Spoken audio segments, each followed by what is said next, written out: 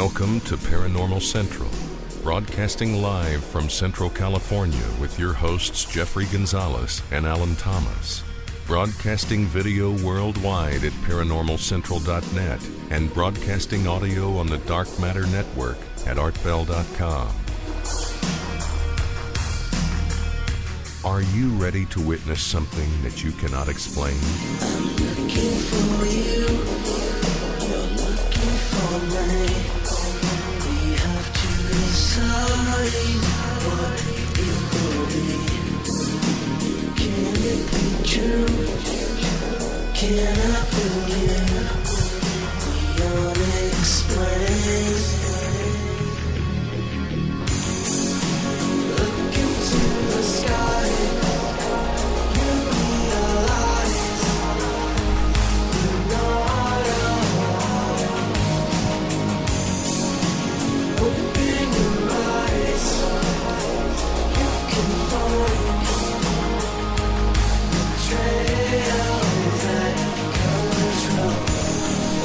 Hello everyone, welcome back to another episode of Paranormal Central, broadcasting live from Central California. Hello, my name is Jeffrey Gonzalez. I am your host for the show. To my right, to your left, we have Alan Thomas, co-host. Hello everyone. And womaning the board in front of us, and you can't see her, and you probably will never see her ever. Emerald Bonilla. Ever. Never. So we have a guest in the studio tonight, Jolene. Hi, Jolene. Hello. Is author, has written a book. Actually, she's been out and about with us on a couple of occasions, and we're going to talk about that on Bigfooting and camping, and she likes ghost hunting. So we have a lot to talk about with Jolene tonight. So it's going to be fun. So hello, everybody. Thank you for showing up tonight, wherever you may be, on the East Coast, on the West Coast, around the world. We are broadcasting at ParanormalCentral.net, and we're going to be showing some photographs and some videos tonight. And if you are listening at ArtBell.com on the Dark Matter Network, then you can go on the homepage and you can look at the photograph that we're going to be showing tonight there as well. So either way, you can go ahead and take a look at what we're going to be talking about on either site, ArtBell.com or ParanormalCentral.net. And here we go. I think we got a full 2 hours tonight. That's for sure. So, all right, you guys ready to go? Here we go. All right. As you guys all know, before we start the program, we have somebody who's really into Bigfoot, and I mean, he's a big-time geek as far as I know. Danny Valderrama, are you there? Danny. Yeah, I'm here. Yeah, he's Hey, there. Danny. Hi, Danny. Freak us out, huh? Yeah, Danny. Oh, where's it, Danny? So, Hey, Danny. Alan, Jeffrey, hey, Jolene, hey, Emerald, Hey, Danny. and Robert, if he's there. Yeah, Yep, he's here. So, Hey, Robert. you know what? We had to. Robert's waving. Robert's not going to be able to listen. I'll hook up Robert in a couple seconds. So, all right. Danny is going to be giving us the scoop on the Sasquatch report from this past week, from all over the world, actually. So, whatever he's got, we're going to go ahead and talk about it. Let's go ahead and pull up photograph number 1. Let me find it here. Hold on there, Mr. Danny.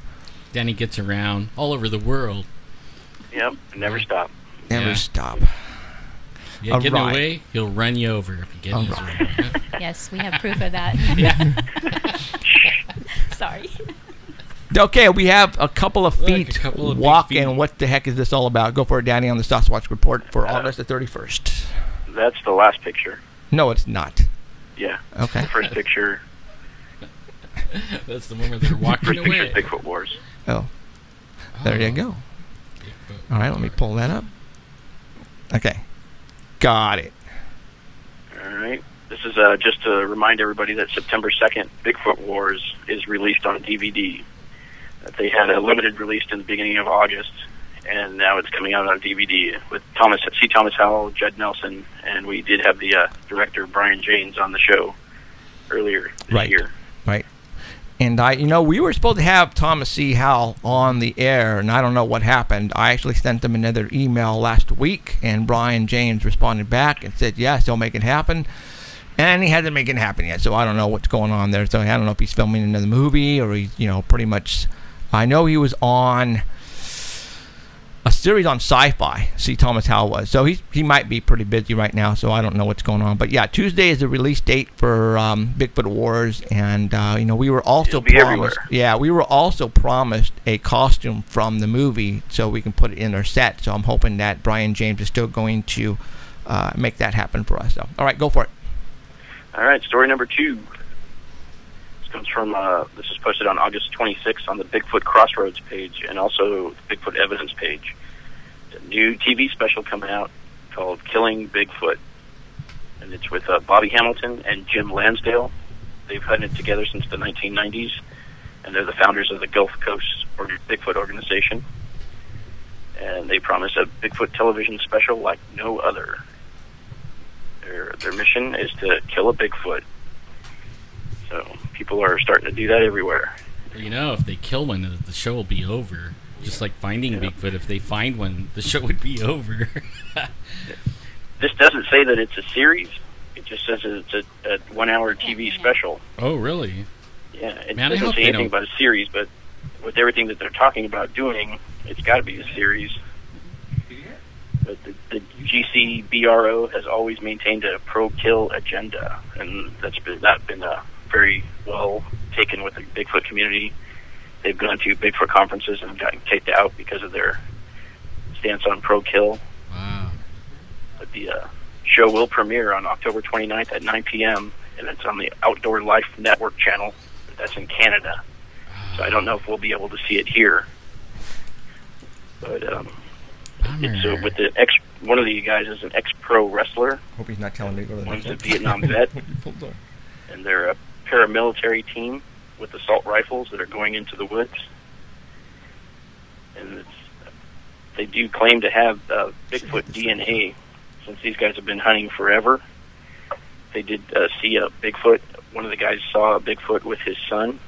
They saw it they were about a distance of 12 feet away, and it was standing next to a deer feeder, and it ran away on all fours. They did take a shot at it, and they collected a blood specimen from it, and they sent it to a geneticist who studied the DNA and determined that it was blood from an unknown animal and definitely not human. So they'll be searching in the northwest Louisiana swamps and in that area. So we have to wait and see if they do catch anything. Now, anybody can say they have blood from, and somebody can say, yeah, we don't know where it's from. I mean, that's hearsay to me. Yeah, but why would they be in Louisiana and it's going to play in Canada? That's not fair. Well, that's where Lyle Blackburn, in that area somewhere, is where Lyle Blackburn is from, the Boggy Creek Swamp Right. monster. Yeah, but I want to see the show too. Well, didn't Go it to just Canada. didn't it just get moved to National Geographic or Discovery Channel? I think the OLN network owns a bunch of other ones because they do have the Finding Bigfoot show on their page and all that stuff, so we should end up seeing it eventually. That's what I'm thinking. I don't know if it'll be on the 29th, but Man, I wonder if it'll be on Roku, because I canceled cable. I'm sure. they claim that the creature is Especially a if nuisance it's that and a big of a- possible threat to innocent people. They say it's not like the one in the Pacific Northwest who seems gentle, but Oh, the the Gulf nice Coast one, Bigfoot is a right. ferocious killer. The nice one that eats everybody, eats the kids. Yeah. Well. Oh well. I mean, it's going to be one of those other shows. This reminds me right up there with what is that? Monster Men? What? No. Oh yeah, Oh, Mountain Monster Monster. Hunters. No. Yeah. What are they called again? Mountain Monsters. Is it Mountain Monsters? Yeah, those Mountain guys, Monsters. all those old guys are running out in the swamp and thinking they're Yeah. looking at something, they're shooting at nothing, and that's what this Somebody's is eventually going to get shot. going to. That's what this is going to be, just like this. I mean, this is the same scenario. I mean, it's like. See, They're all wearing ghillie suits too. So. you think someone's going to get shot? I say so. Look at something's moving. Oh, Grandpa! I'm sorry. It is Well, human. they'll all look like Bigfoot No if they Christmas put their hood no on, Christmas right? present for you. Okay. All right. All right. Next is. Like Dick Cheney shooting everybody. Oh, Oh, I saw that Who said picture. You think that's real? I don't know. Yeah, good question. Go ahead, Danny. The next story. Yep. All right. This is from the Bigfoot Evidence page. posted on August 25th. This is a hunter that posted on his hunting forum. It's called hotspotoutdoors.com. And he's a man calling himself Boar, B-O-A-R. That's his handle name that he posts under. I think his real name's Jeff something. But this is a trail cam pic that he took on 8/24 the day before. It was at 1:44 p.m., 72 degrees outside. And the picture that he posted, popped under it said, yep, here it is, alive and well, in the river bottom. Finally got a picture of him, and he's been cleaning out my site for years. I'm calling the BFRO or the BORF, whatever they call themselves. And that's all that it has on there. But somebody got a hold of it and sent it to the Bigfoot evidence page. And I did check that spot, and it is that website. It is actually on there, and with some comments on there. But the comments are just like, make sure you get it in one shot, or make sure it's a good shot. And there's nothing on it that says it's fake. Yeah, I mean, I can't tell you if this is fake or not. I mean, yeah, I'm not. We don't know how high off the ground the camera was. Yeah. We don't know what angle it's taken at. It looks like a head and shoulders, but it could be something on its side. I don't know. Yeah, it's hard to say. The hair kind of looks pretty groomed on there. Yeah, that does. It actually looks kind of cut where the head is. Yeah, Sasquatch cut their own hair. Bigfoot exactly have a what barber? that is, but it's an interesting picture. That's what I'm thinking. They have the little barber somewhere up there in the hills. I don't know. I mean, it's, you know, I'm not going to say it's fake. I'm not going to say it's real because we don't have enough evidence or nothing to say either way. So pretty cool. But it's a cool shot. He always stands to the side. Yep. Yeah, never in the middle. All right. Okay, go to the next one. Take a picture right. Right. Okay, we have a couple of fishermen. This next one is brought to my attention by Michael Shaw. He helped at the Bigfoot Discovery Museum in Felton, near Santa Cruz. He's since moved to Thailand, but he still posts, and he's got one of these cameras. It's a brand new, truly wearable HD camera, and they're sunglasses, with the camera right in the middle. And they're made by pivothead.com. And they record, capture, and share your life with a hands-free, distraction-free device. And it comes in, the next picture is one of the styles it comes in, where it's open-ended at the bottom. And they come in different colors, and you can get different tinted lenses. And the reason why these are open-ended at the bottom is because the lenses on them are interchangeable. So if you happen to have prescription glasses, they have a way that you can order your prescription, so you can get the lenses and pop those in there. Wow, that's very cool. Yeah, and so how do they work? You just there's a button on the side. You just press them, and they can take 8 megapixel images, or they can record in full 1080 HD. They have 8 gigs of memory on them, so you can record for 1 hour. But they also have an air sync, which is one of the next pictures. And I don't see any pictures up, actually. What do you mean? And then the air sync, you can record for up to 6 hours and extend the battery life for 4 hours. And you can change all the settings from this device and view all the media wirelessly. And then they also have another battery charger that you can charge 2 of the pivot head glasses and the air sync. You can recharge all those simultaneously. So you can just keep recording and never stop. These are pretty cool. You just wear them around, and they have 77 degrees of view on there. So it's not too bad. And they come ready to play on NTSC, that's for the United States, or PAL for the UK. So you can use these anywhere.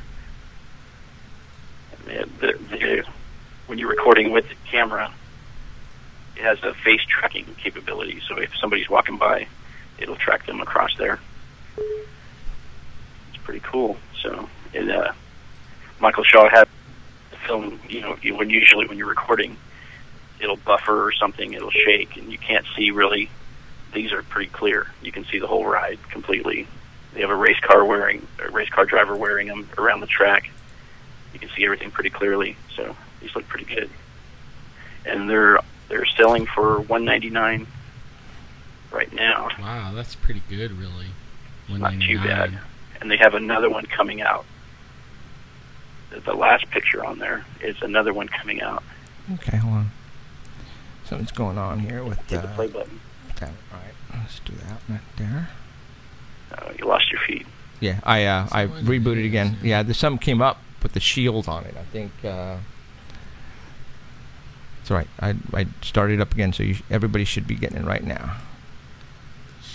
So the last pair of glasses that they have is a new one coming out later this year, and it has the capability to record. Like if you wanted to do a live stream show with those glasses on, you'd be able to do that. Oh. Interesting. And it has a Bluetooth on it too, so everything would be hands-free. And it doesn't have a price on those, so they're coming out later this year.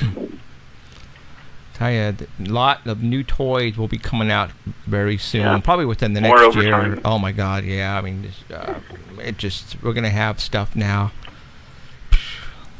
Everybody's gonna be broadcasting out of their homes just like us. We're gonna be nobodies. All right, and now we got the feet. Yeah. All right. This was brought to us by Elizabeth Martinez. She's always posting good stuff. Yeah, she is. And she found this on the Psychedelic Adventure page, and this one caught my attention because your guest tonight also has a younger son who doesn't like to wear shoes. Yes. True. We'll talk about But him. wait a minute. So this is about the benefits of staying grounded and connected to the earth. Oh. Modern society has lost touch with its roots, and today's people have little understanding of how the healing potential of the earth, the natural frequencies in living in close proximity to natural surroundings. Walking barefoot has been known to help to regenerate cells and delay aging.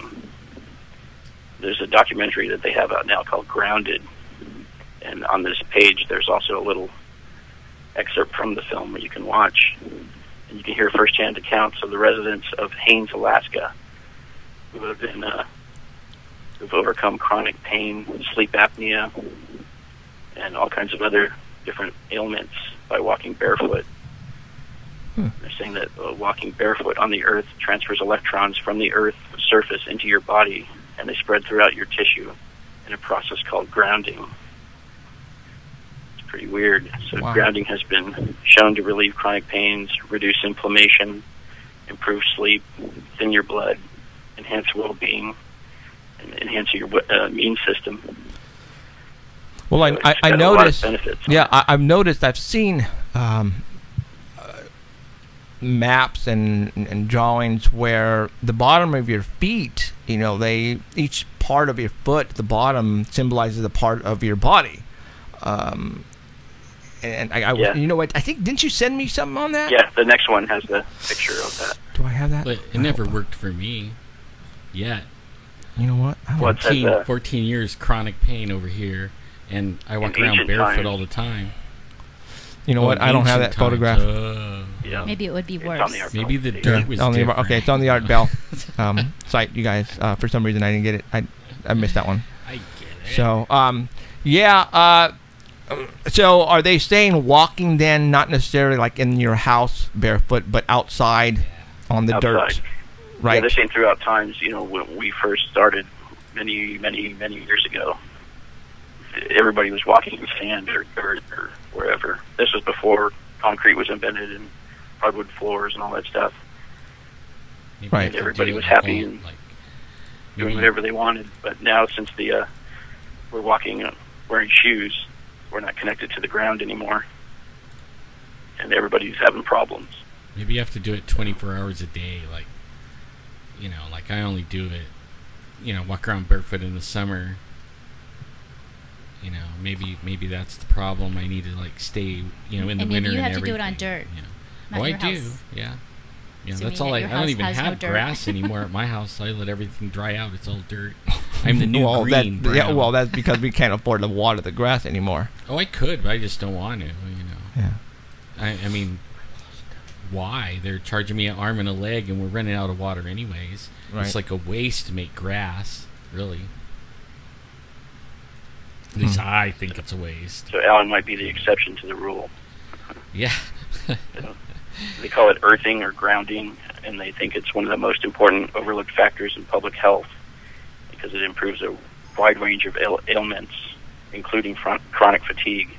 And they claim that the changes are fast and can occur within 30 minutes walking on the ground. But they stop short of saying that it's a treatment or a cure for any of the disorders that you might have. Instead, they say that the earth, it's another way to just remain connected to the earth.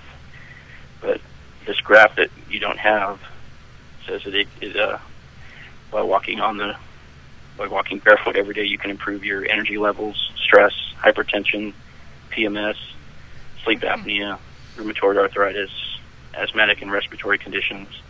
And there's a whole list of things that it can help. There was a Harvard professor, his name was Daniel Lieberman, who did his personal trainer and started running barefoot. And what his research showed was that barefoot runners tend to land on their forefoot and generally has less impact shock throughout their body. And runners who are wearing shoes land on their heels, so that usually causes shin splints or injuries or little bone fractures. And it's like kind of Gaia, and foot, or the root chakra. These are all kinds of things that are connected to this. The earth frequencies is what they're calling them, that can go through your body. And if that's really happening, then maybe some of the reports that we're getting about Bigfoot being a spiritual being and able to do many mystical things, maybe those are true because he's connected to the earth. Maybe. Pretty weird. I'm seeing more people barefooted running in the races, in the half and the full marathons. You're seeing more and more people that aren't wearing shoes at all. Wow. Maybe they have more traction. You know, like your toes can like grab it. It's supposed to be, yeah, they say it's better. I mean, they feel like they get a better run. I can't. They lost like a half ounce. You know, I have very high instep right here, and I have to wear those insoles because it's because I used to have back problems, and I was going, what's going on here? It was your wallet. No, have you seen that guy's wallet? Oh my god, it's like this big. It has all my numbers from 5 years ago in it. No, I took that out and I cleaned it out. But no, when I was my back was hurting a lot, and then I went to the Soul place here in Fresno, Soul place, and they fitted me. Yeah, they fitted me for, and I started wearing it in my work boots, and my back pain went away, and that was the end of that. And now I've been wearing it now for 8 years now. I've had to replace them once because they finally broke, but they gave them to me for free. But for 8 years now, and I have no more back pain because it's lining my spine up. It's allowing me to walk straight. And that's I mean it works. It actually works. Your chakra is better. Yeah. So. You know, I was thinking another thing too is that when a lot of babies are just learning to walk and all that stuff, they're not wearing shoes, and they're walking everywhere, around every place without shoes, so they're connected to the ground.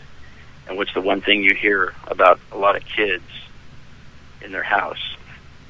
They see ghosts. And then later on in life, they stop seeing them. Maybe that's because when they start wearing shoes, they can't see them anymore. Love to ask Jolene's son. Can he see things? Well, there have been incidences in his room, I have to say. Really? Yeah, you were there, remember? Oh, yeah, well, he's definitely... I mean, we went because of you That guys room. were having... Yeah. Now, let's talk about your son really quick while Danny's on the phone. I first met him when we went up to the Chile Reservation. Yes. Right. Yeah. Your kid, whether it's freezing or hot, whether it's rocks outside or splinters or nails or tacks, he's barefoot.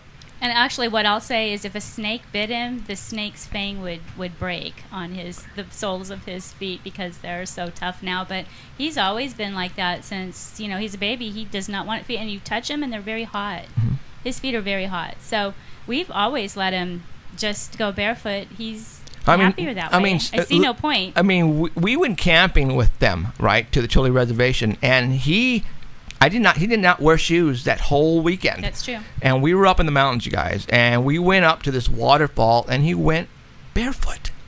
And I was tripping out on this guy. I mean, he's never sick. Huh? He's never sick. I mean, there might be something to that because he's very healthy child. In fact, they make him wear shoes to school, and then he found out about, the Sikhs that have the swords, and so he was going to try to pitch that it was his religion that he not wear shoes and see if he could get away with not wearing shoes to school, because it really is the only time he doesn't wear shoes, that in church. Otherwise, he's barefooted. And there's been only one place that he's been literally kicked out of, because that no shoes, no shirts, no service. They don't enforce it generally. So so when you guys go out, like to go to a restaurant to go eat, do you go barefoot? We will force him. Depending on if it's McDonald's, we really don't care. But yeah, if we're going to a nice restaurant, we will force him. But it won't be something he'll think of on his own to do. Seriously, guys, this kid. How old is he? He's 14. He's 14. He's in 8th grade. He literally walks everywhere. I mean, he can probably, if it's 120 degrees outside, he'll still walk on the blacktop. It won't hurt it. Doesn't feel it. No. It doesn't feel it. No cuts, no nothing on the bottom of his feet. Nope. You feel them. I mean, it's not like they're calloused, but it's not like you would see. It's not ugly. Right. I don't know. It's just a really thick, leathery feel to it. And they're really big. In fact, his uncle called him a hobbit. We were there this summer. They're just so big. Wow. It's hard to track Bigfoot when you see his footprints everywhere. Right. So yeah, when we have to find out where he's at all times. I'm really thankful he's not listening to the show. Nobody knows who he is. So, all right, Danny. What else, man? All right, really quick. That's it. All right, Danny. Thank you very much for the Squatch Report for August the 31st, and we shall see you next weekend. All right. We'll see you guys. All right. See you. Bye, Danny. Bye, Danny. All right. We have, before we start to talk to Jolene, I got a call a couple of days ago where somebody told me about this father and son who had a sighting last year in Tulare. And I'm not going to even get into it. I'm going to let Emerald go ahead and call him, and then we're going to go ahead and talk. This is really good stuff. Really good stuff. And then we're going to talk to you about your sighting. I mean, we have a lot to talk about with you. And we'll get you your book. Hopefully, Emerald will call Alan.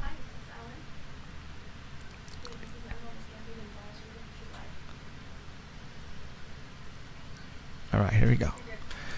Hey, Alan, you there? Yes. Hey, all right. Thank you for coming on tonight and telling everybody your story.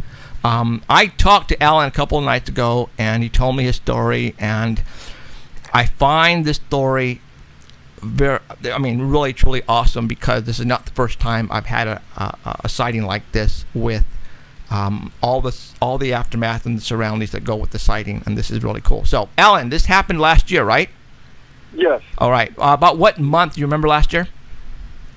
I'm guessing it was probably around May, maybe. Maybe. Okay. All right. Yeah, maybe around May last year. Okay.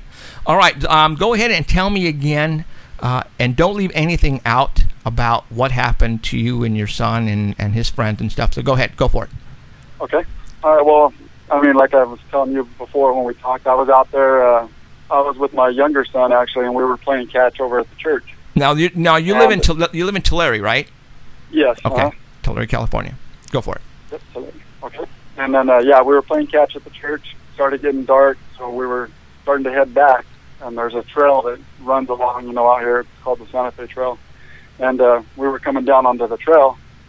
And as we were walking down, something was kind of like flying down, like it was going to land on the trail right there. It was coming down. So as we crossed the street, we're looking up, and I mean, it seemed like it flew pretty low. And like I was telling you, it didn't make any noise or anything, but it was just something like flying in the air, right? And then to me, it looked like fire, but I guess it was like a glow probably coming from it. But it just came down like it was going to, almost land on the trail.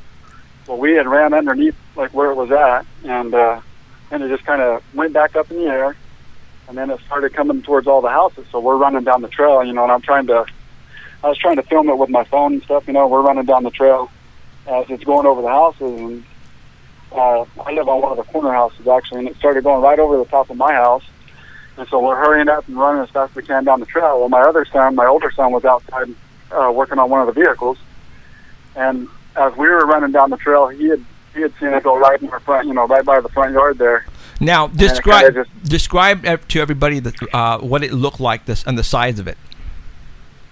Well, to me, when I saw it, it's like one of the big trash cans you have, in the yards and stuff. Just real big, like kind of like that, like one of the big trash cans. And so you're talking about like the trash cans they pull out to the edge, the blue or green or the black. Yeah. Okay. Exactly. Okay. Yeah. I mean that's what it seemed like. It could have been bigger than that, but it seemed about something like that, and it just like in the center of it looked like it was on fire or glowing or whatever, and then it just started like coming down and went up, didn't make any noise. So then it flew out here, and then my son said, "Hey, did you see that?" I said, "Yeah, we were chasing it." Well, it was going down the road like towards these hotels and stuff, So we got my wife. We all, I got my wife and the rest of the kids. We all went into the vehicle and we started following it. So we went out by Jim Marie, and we just pulled over on the side of the road there, and then we were just watching it as it was going in the air, and it was flying like towards Visalia, and while it was up in the air, you can just see it because it was like a glowing red light. That's what you saw on it. Okay. And then as it's flying over there, all of a sudden you see like an airplane light. How the little clear light flashes and stuff. Right. You see that flashing like towards this, and then as like the airplane was coming towards it, it started going towards like Lemoore, that area. And then I did leave out one part, but when it was on our street over here in Tulare, my son said he saw some unmarked vehicles and stuff, driving down the road. But okay. Anyways, we followed it down towards, Lemoore, out towards the country that way, and it was flying out that way. And then we just stopped, and we were kind of watching it, and then it looked like it started coming back again towards Visalia. So then we followed it back again towards Visalia area, and then at that point, we were like on Demery, and then it started coming towards Tulare, and then that's when my other son had one of his friends. They went and followed him. Now, my wife, and it was already getting late, so my wife and I, and the rest of the kids came back home. Okay, so you guys came back home, and then your son and his buddies got in his car, and they started chasing it. Now, which way is it going? Which way is it going? Like towards the mountains, right? Towards the mountain area. Yeah. Which way was it going when you seen it? Towards Rankin. Okay. It was over towards like Doc's Corner or something. Like, okay. So now you and your wife are at home, and your son takes off after. So go ahead and put Alan Jr. on now. Okay, hold on just a second. Man, all the Allens, I love that. Hello. Hey, Alan. All right. Okay. Hello. So let's take off now. See, your dad and your mom's is now at home, and you jumped in your car with a buddy of yours, and you guys are chasing it now, right? Yeah. Okay. Which way did it go? And go ahead and continue from there. We went south towards the Tipton area, and then after we went south, we started going east to this place called there's a place called Buck's Corner, and from there we just followed it more south into the middle of nowhere, pretty much. Okay. And then we backed up into some cornfields, and we're just staring at this cloud. There was lightning out all around us, but there was no noise or anything. So and nothing to see. So okay, so you're looking in the sky and you notice this cloud, right? Yeah. Now, was there other clouds around you, or was this the only cloud? That was the only cloud. Okay, there's only one cloud there, and then you're looking in the cloud, and what did it start doing? It was kind of lighting up a little bit, like there was explosions in it or something. It would get real bright, and then you could see outline of things in it. Okay. Now, you told me what it reminded you of. It reminded me of something kind of like a big ship. Like what type? Like a pirate ship, kind of. So, with the lights going off inside, so like lightning, you were able to see a structure inside there. Yeah. And you told me it looked like a pirate ship without the sails. Yeah. Right. That's exactly what it looked like, and there were like different planes flying into it, and then it would get real bright in there, and then they'd fly out, and then they weren't really planes. They were more like it's like a jet type. They're smaller. So now, did these jets, did they come from, you remember if they came from Fresno or from Lemoore? They were coming from, I'd say, Well, they're coming from the west area. okay. Okay. Now, you notice other things on the streets as well. What did you guys witness? What was that? I'm sorry. What did you guys witness? You said that you witnessed some vehicles that were like chasing this as well. Oh, yeah, but yeah, there was some unmarked vehicles before all that happened. I got on the roof while my parents were talking, and there was like a black Crown Vic car that was all blacked out and had no license plates, and it drove by our house with a loud like radio scanner on. And it was underneath the thing that we'd first seen. And then while we were out in the country, there was SUVs like Tahoes or something that were all black, and they had black windows and no license plates, and they had short little antennas on the back, like a satellite antenna for your car stereo. Right. So you think these vehicles were following whatever you guys were looking at? Yeah. That's exactly what I think. Okay. Have you ever seen these vehicles out there, or like near your house or on that location ever before? No, it was my first time ever seeing one like that. Okay. So the object that you saw in the clouds, you said that there was an airplane that was coming towards it, and also jets as well. And now, were the jets going into the clouds, or were they going around the cloud? They were going into the clouds, and then after they'd go in, it would light up inside of there like something exploded, and then they'd fly out. And then probably about 40 seconds to a minute after that, they'd go back in, and it would just repeat. And that happened for probably about half an hour or so. Wow. So what happened after? I mean, did you guys stay there all this time and watch it? What did the object do? We stayed there for quite a while, and then it quit lighting up, and they quit going in there, and they all flew back the way they came in.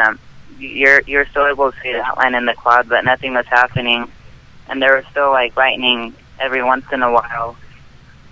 But it was weird because the lightning, it looked fake. It didn't look like regular lightning or anything. Wow. It looked like it was being placed in areas. So what happened after about 40 minutes? I mean, what happened to that cloud? We were after that we were out of the vehicle, and we started walking around some, seeing if we could see any lights on the roads or anything from other cars, and we didn't see anything. So we'd left, and then my friend I was with had shown me a video on his cell phone. He was by the airport in Tulare, and him and his girlfriend were out there watching stars, and out of nowhere there was like red orbs in the sky. He explained it like, and they just all exploded at once, and he had a video of it happening, and that was pretty crazy. And what happened to the video? It was just like there's little red dots in the sky. Right. Does he still have the video? He still has it, but I wouldn't know how to get a hold of him anymore. Oh man. Okay, well, keep your eyes and ears open if you do come in contact with him, and if he still has that video, I want to see it really bad. So. Okay. All right. And after all that, have you guys seen any unmarked cars in your neighborhood? After that, I hadn't seen any of them. No? Okay. It was just that one night. That one night. All right. All right, Ellen, appreciate you telling everybody what happened. Tell your dad thank you. And if you guys ever see anything else, you guys make sure you guys notify Leon, and he'll get a hold of me, all right? All righty. All right. Thanks, man. You're welcome. Okay, bye. Bye. The orange lights, that's well, you've been hearing that one. When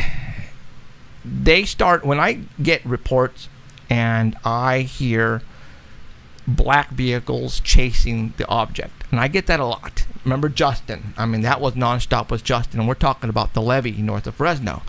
All of a sudden Crown Vics will show up, SUVs and black vans, and tinted windows, and they'll be chasing these things.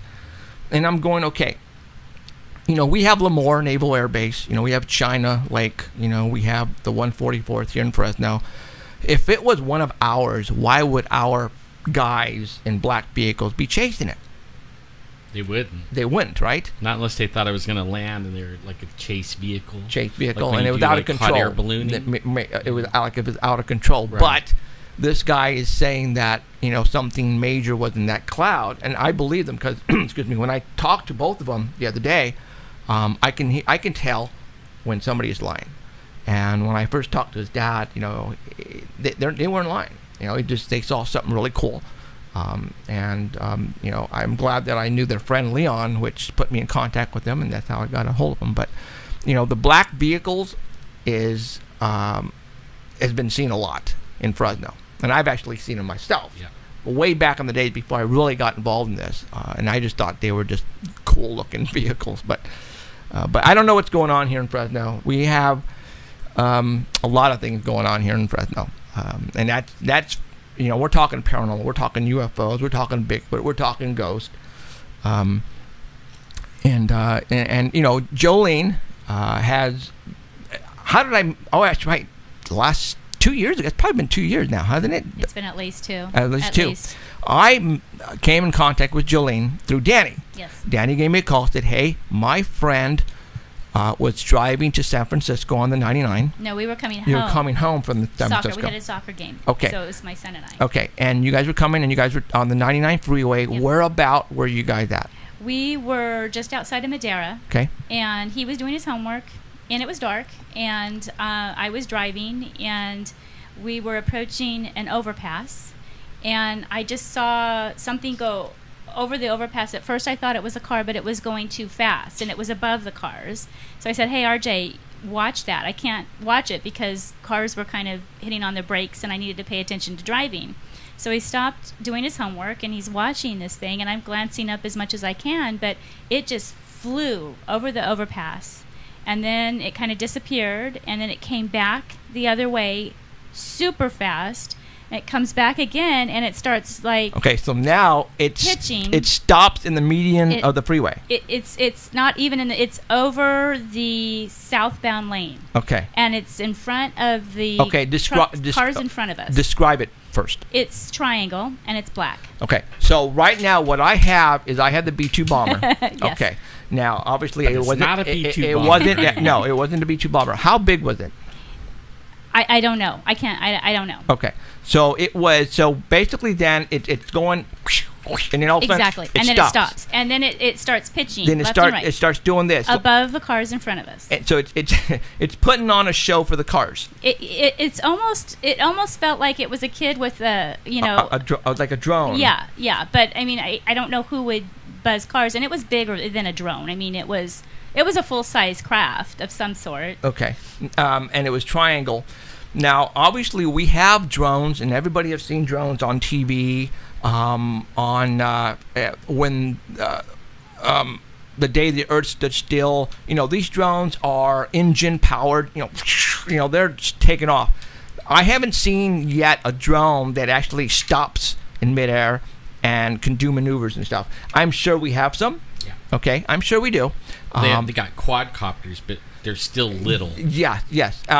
Now, right when you called me, and we had you on the show 2 years ago, 2.5 years ago. I think it was more than two. I think it was because three, we hadn't really heard about drones yet. Even I mean, that was really something that hadn't been talked about. I had a call right around the same time, and it happened in Tulare and Visalia on the 99. Yes. And the same thing. And the same thing happened. Mm-hmm. Yep. A craft, the same description as yours. Somebody called me on it.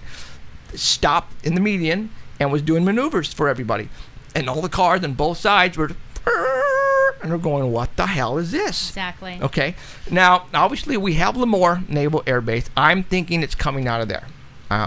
These are new drones, and why they were doing those type of maneuvers in front of cars is beyond me.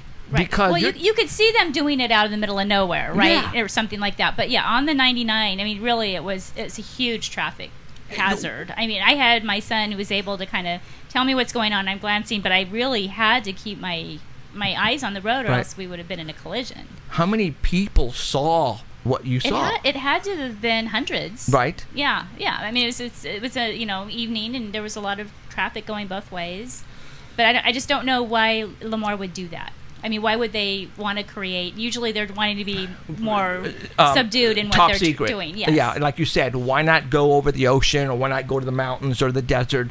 But why are you going to fly over the 99 freeway and stop And mess and with show cars? everybody, Yes. look at our new top secret aircraft. I'm going to go Exactly. ahead and stop in midair, and I'm going to tilt it. Look at what I'm doing, guys.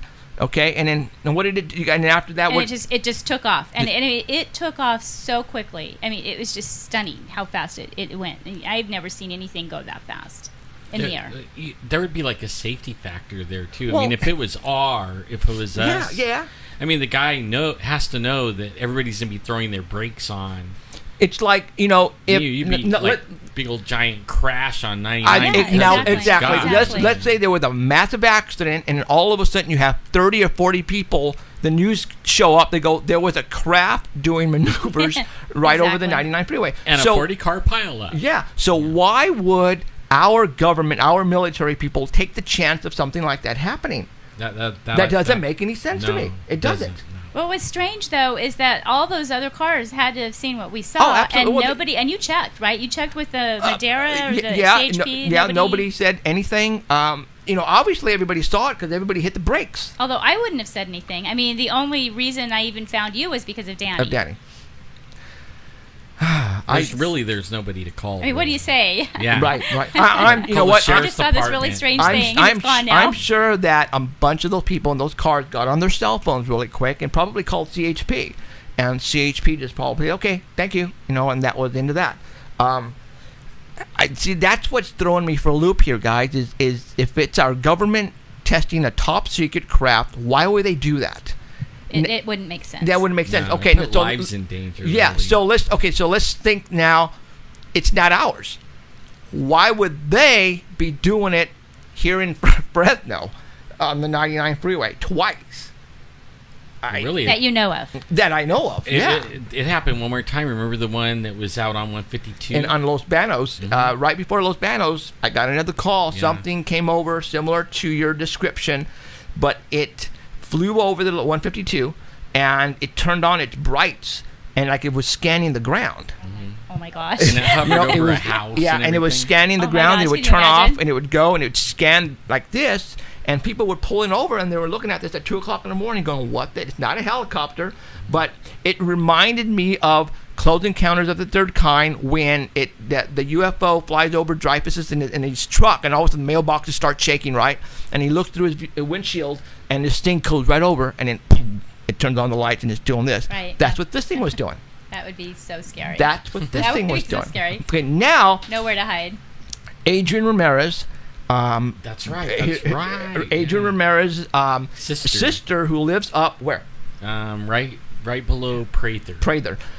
We want to Nicholas Road. Nicholas Road. Yep.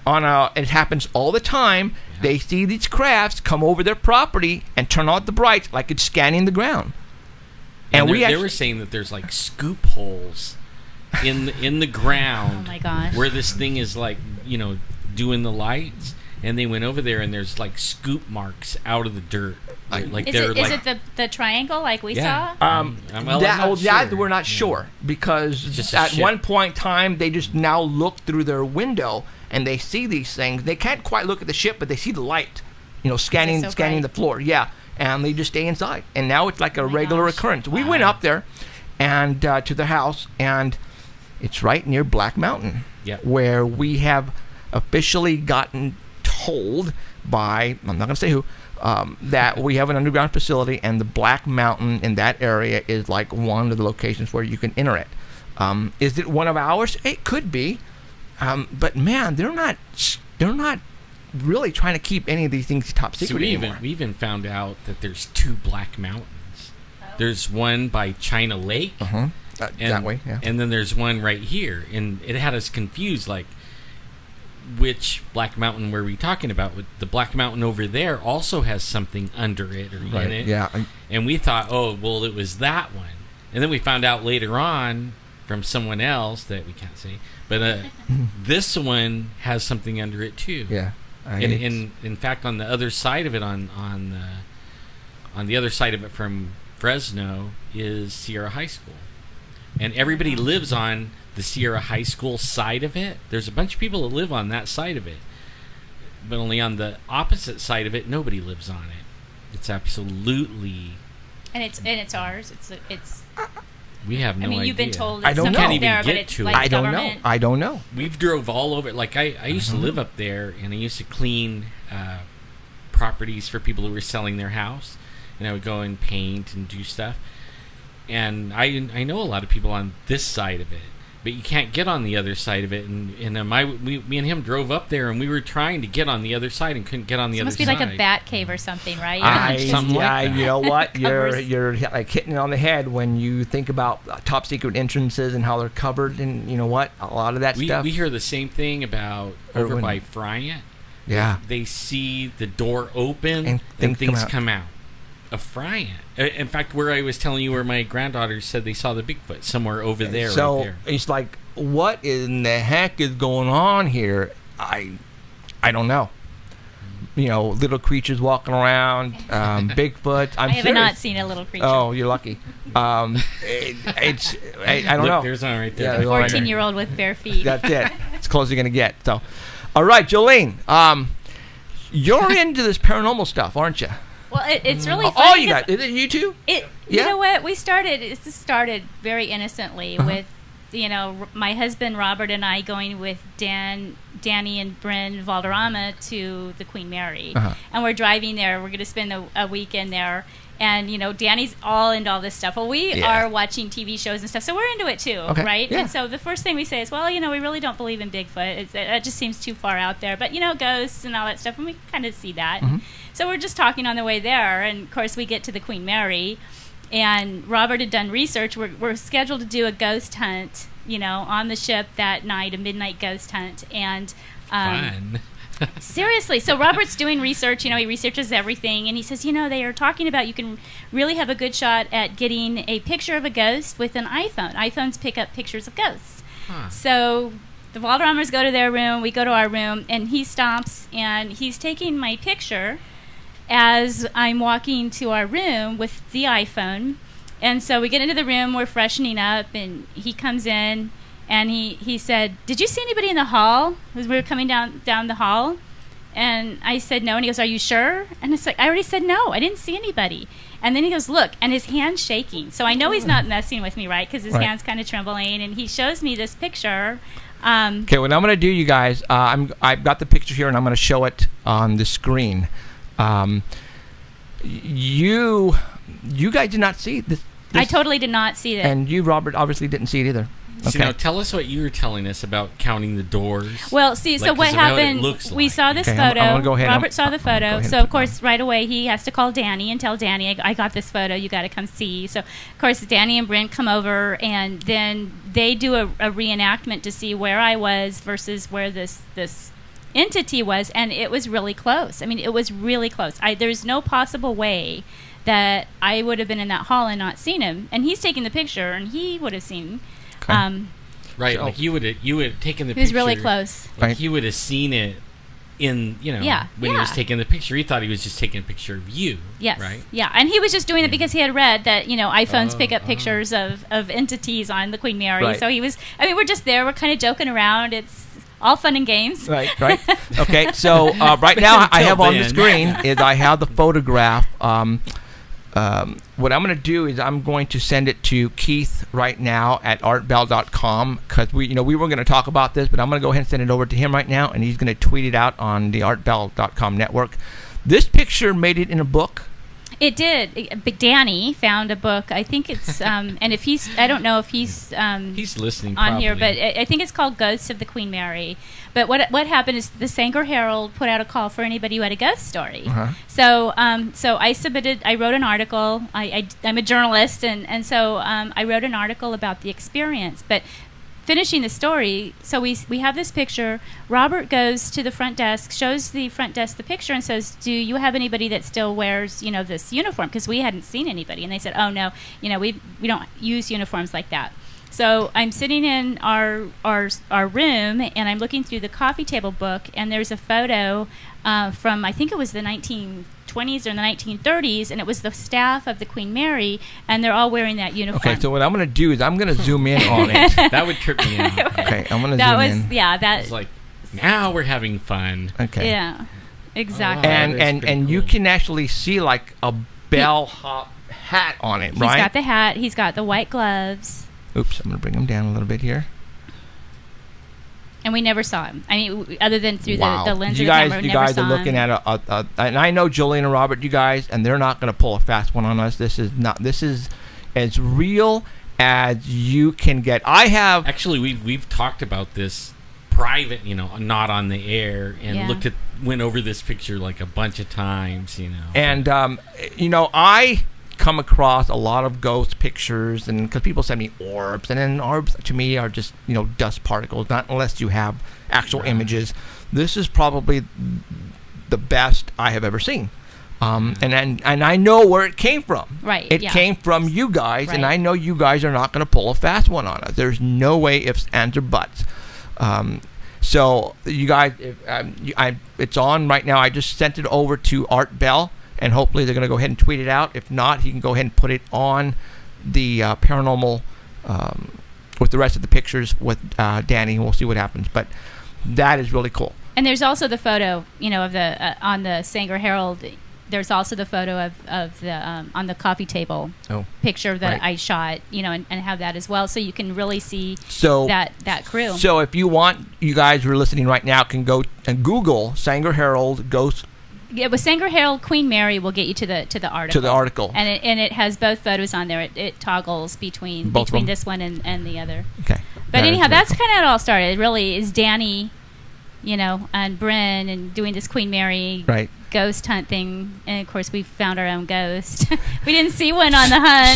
So okay, so you don't think that the Queen Mary people were pulling a fast one on you, because there's no way they could be Well, how would unless they've got some way of, I don't know. of cloaking themselves, because really you would have saw the guy. You would They have were, saw it was it, was yeah. really close. I mean, Yeah. Danny can attest to how close this photo was. Well, I know Robert would have saw him, and Right. you probably would have wanted to talk to him or something too.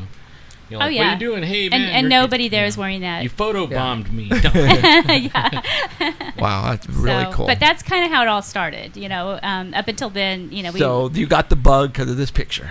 No, we didn't get the bug. I mean, it just happened, and then the UFO thing happened, Right. and I happened to know about Danny and his involvement with you, so Right. that's how I got connected with you, and then that led to then ghost hunting, or not Bigfoot, Right. And Bigfoot matter of hunting. fact, what I did is, for all those who don't know, because of Alan is Native American, and he has relatives up at the Tule River in Portable, and they invited us up to a camp. Man, out. did you see what they did the other day up there? Yesterday? What? They busted a bunch Yeah, of Yeah. plants. I saw that. I actually. we didn't see any of those when I we were didn't there. know. though. I actually posted the article on JoJo's Facebook and going busted. Well, I know it's not his because he doesn't do that stuff, but Right. it's his cousin. They about 1,600 plants or something like that. Yeah, and they had the river dammed up, and I guess that's how they got busted. Oh. Is they dammed the river up so that the water would go To the plants. water the plants. Well, And everybody anyways. downstream's like, hey, where did all the water go? Well, anyways, we went camping on the Tule River up at the on Res land, right? Yes. Reservation. And Jolene and Robert and Michael went. He's the one with no The shoes. Yeah, Yes. no Yeah, shoes. Okay. Michael went on the first one, and then the other son, RJ, went on the RJ. second Okay, one. so Michael went. He went with us, and this. I'm going to show you a picture.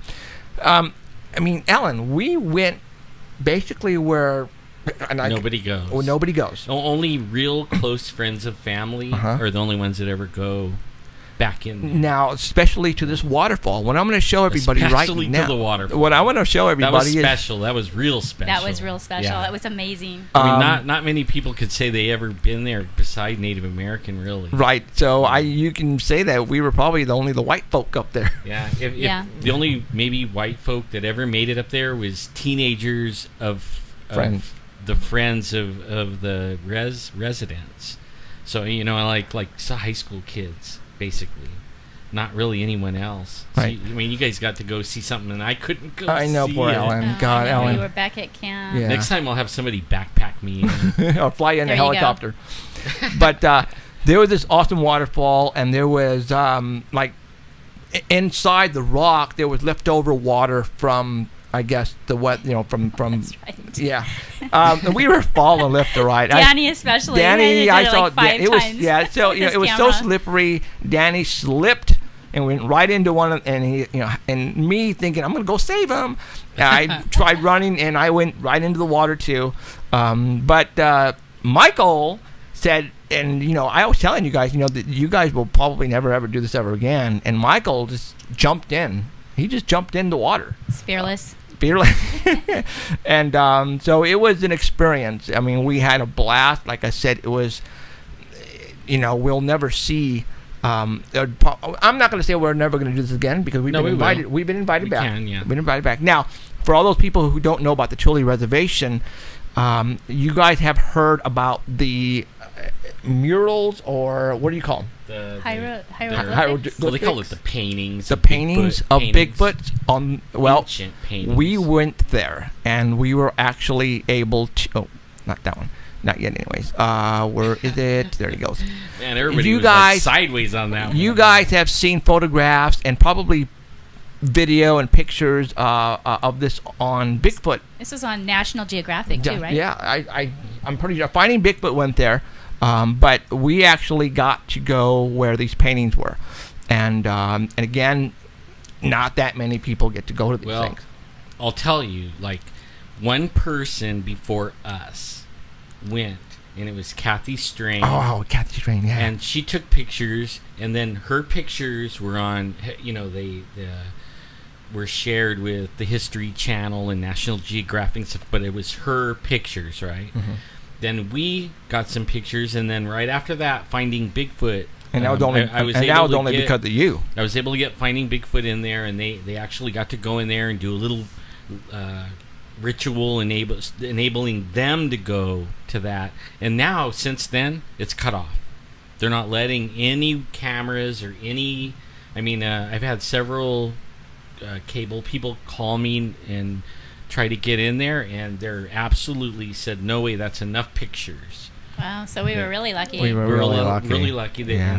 And I was trying to tell them, really, you have something here. They could make so much money. They could do tours. Like, they have a casino not far from there. Right. They could actually do tours where people pay to go over there and look at that, and they'll pay and come from all around the world to go look. This could be really a cool. tourist attraction, Yeah. easy, It's and amazing in they there. could actually, use the Bigfoot and to their advantage. They can make a theme. They can make a theme thing that they going on. want. Oh my gosh!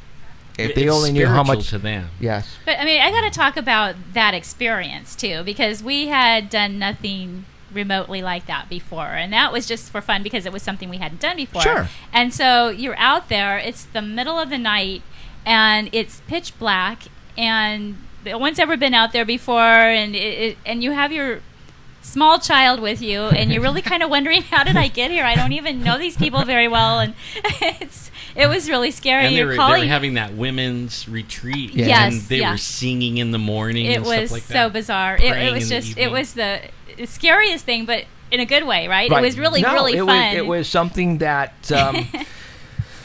that it you think, wow, how did I get here? This is exactly. something. And we didn't even see Bigfoot, and I was still scared. Now, yeah. Now, I saw actually, him. That would have just been icing. Alan and JoJo saw something that night. So as they were outside taking a wee wee, we were just talking about that before I came. really. He's been at my house for a couple days Uh-huh. doing barbecuing stuff. Uh-huh. We were just talking about that, how I went out first and I saw something in those old oaks. Yeah. And it was Yeah. creepy kind of looking, because the moon was out and it was creepy, and there's this big old shadow like sitting there rocking back and forth. Oh my gosh. And I got myself back in the tent, covered up my head. And then he went out to do the same thing I did, water a tree. And he saw the same thing, and then he booked it back in the tent. And then the next thing you know, Jeff had these sensors. Motion sensors. And they started going off.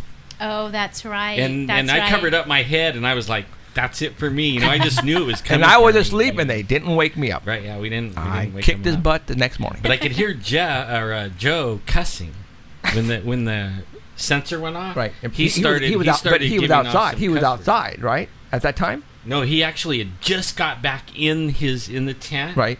And I mean, he was talking to himself when he was going in. You know, like, oh my God, you know. And I was laughing like, haha. Now he's going in because I did. Right. He saw what I did. Now, people, you have to understand that the reason why we were there is because all the people, I don't want to say all the people, but a lot of people there at the res have seen the Bigfoot there. Oh, yeah. They're there and that's why we were invited to go up there, because that's where the Bigfoots are. Now, because of the drought and the pot plants, we don't know when we're going to go back up, but right now it's there's no water, obviously, right, and that's just because of the drought. At one point, they wanted to take us up even further up, where they're actually walking around, where they're actually staying, where the Bigfoots are actually, like where we were. They'll come and check you out, right. But they wanted to take us up where their their house. Yeah. Oh, and that was another thing. They also, these guys also said, and they're very interested in women and children. And we're like, Michael and I are the only woman and child there. It's like, oh my gosh, we're Bigfoot bait. You know what? We could have tied a rope onto their leg and then go. I actually think that the singing of the women is what brought those things in, really. You know, they were doing their ritual prayers and stuff like that. I mean, it was beautiful sounding. Yeah, it was weird. They were on the other side of the river from us, and it was actually beautiful. And it was great. Wow, and that was a good time. And right now I have a picture up on the screen, and this is inside the casino. That's a grizzly bear, I'm thinking, right?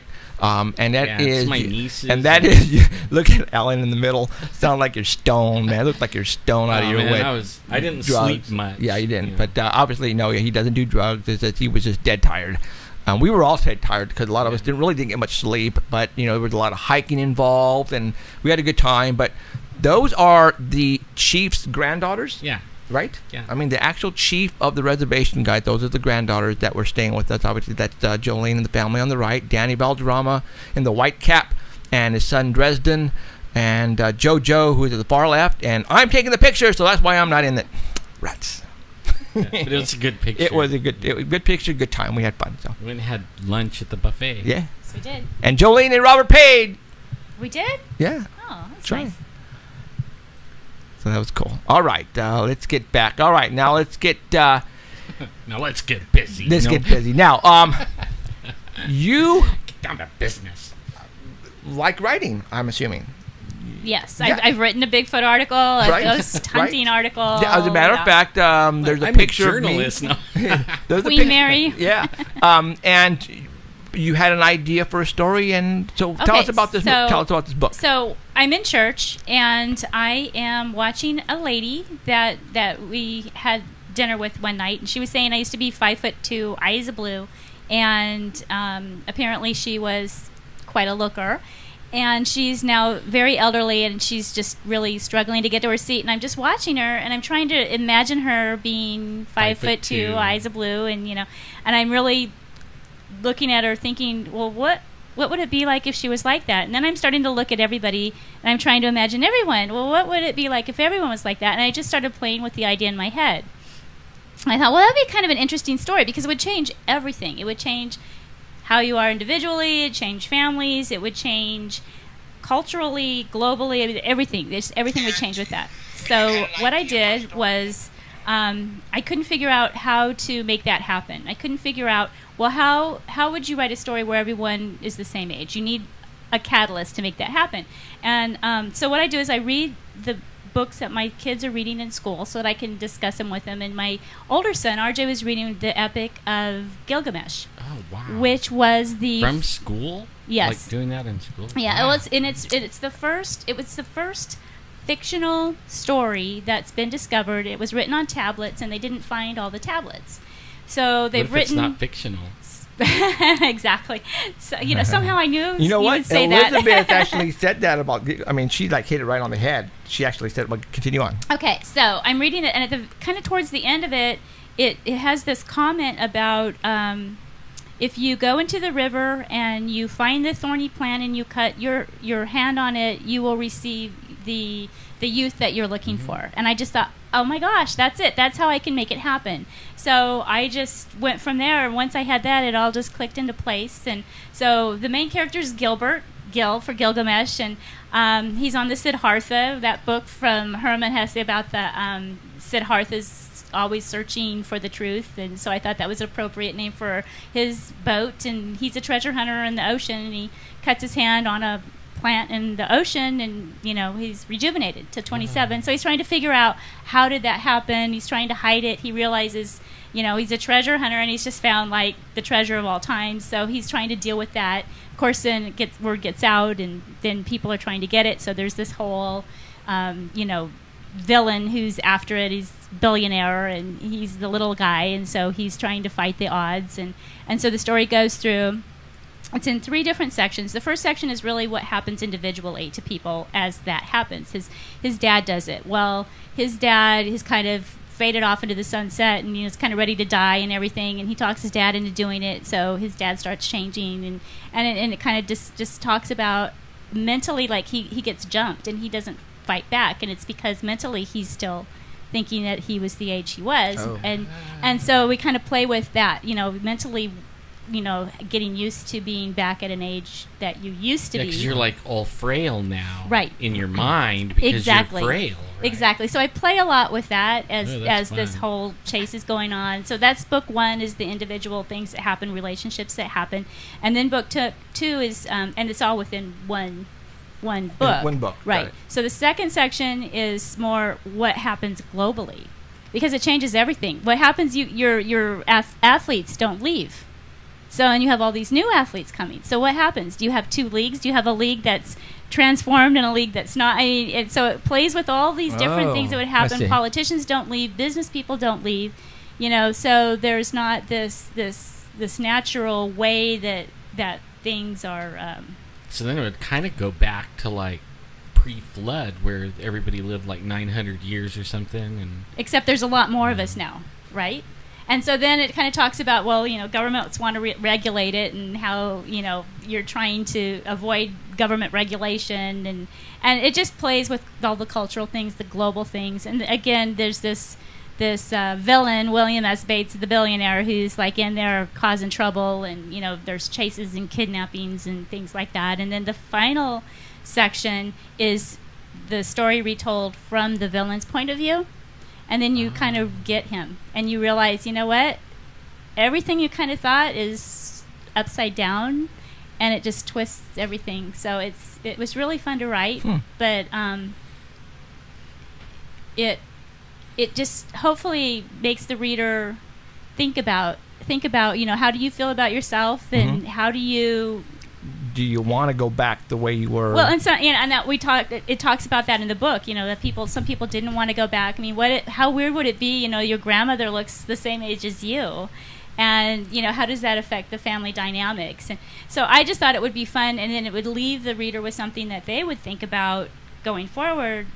Well, that would be interesting. And you'd have your grandpa stealing your girlfriend. Seriously. Go out partying with her, Wasn't there a Twilight Zone episode where... Kick the can. Kick the can, yes. Yes, I remember that. Yep. That was a cool episode. Yep. And they ended up being children. Yeah. They were children. Yeah. And everybody didn't want to go, but the older gentleman is the only one who went back. Only the adventure decided to stay. Yeah, the player, I think he was. Yeah. And that was a long time ago, but I still remember that. That's